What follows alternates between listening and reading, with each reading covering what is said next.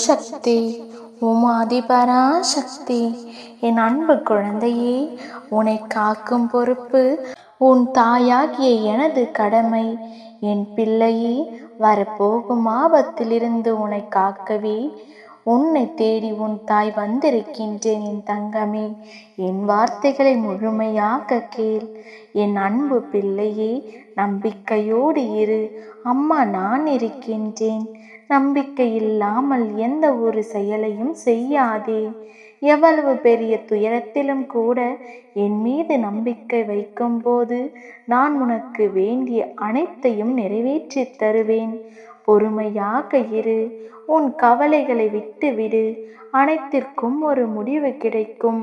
நீ கடுமையான வேதனையாலும் துயரங்களினாலும் பாவங்களை அதிகமாக செய்து இருந்தாலும் என்னிடத்தில் உன் பாதம் பட்டவுடன் உன்னை விட்டு அனைத்தும் விலகிவிடும். நான் இருக்கையில் கவலை எதற்கு பிள்ளையே? அனுபவிக்க வேண்டும் என்ற சூழ்நிலையில் தள்ளப்படும் போது அனுபவித்தே ஆக வேண்டும். அதை தாங்கும் பக்குவம் வேண்டும். அம்மா இருக்கின்றேன் என்ற நம்பிக்கையோடு இரு. கைவிட மாட்டேன். உன் துயரங்களை துடைத்து ஆறுதல் அளித்து ஒரு புதிய விடியலை உனக்கு வழங்குவேன்.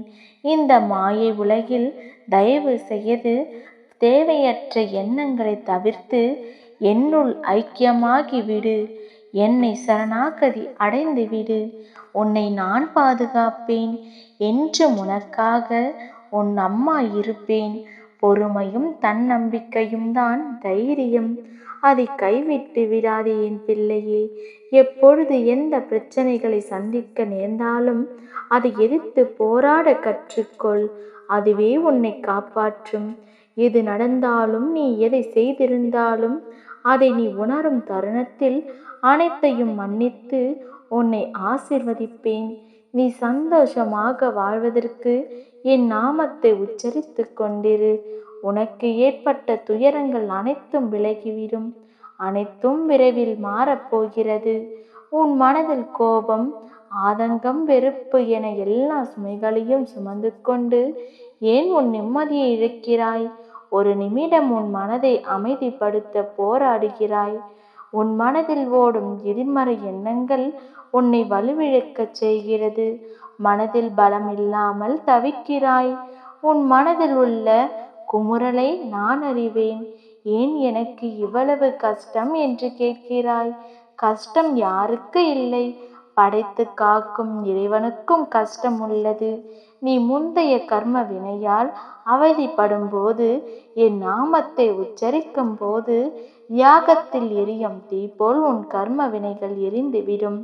என் நாமமே உனக்கு பாதுகாப்பு கவசமாக இருக்கும். வேறு எதுவும் உன்னை தீண்டாது. நீ தேடி அலைந்தது எல்லாம் உன் கையில் வந்து சேரும். காலம் வந்து விட்டது.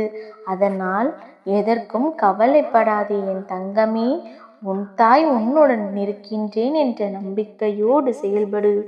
எதற்கும் கலங்காதே. உன்னுள் வெற்றி என்ற தீபத்தை நான் ஏற்றுவேன். நேர்மையாக வாழும்போது சில இன்னல்கள் வரத்தான் செய்யும். அதற்காக தவறான பாதையில் செல்வது உன் வாழ்க்கையை நீயே அழித்து கொள்வதற்கு சமம்.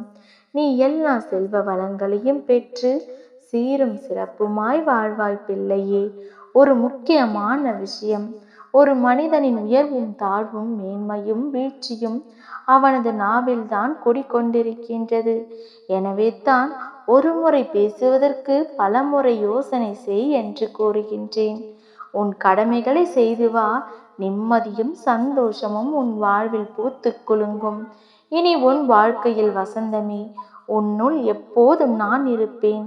நம்பிக்கையோடு இரு. நல்லதே நடக்கும். ஓம் சக்தி. ஓம் ஆதிபராசக்தி.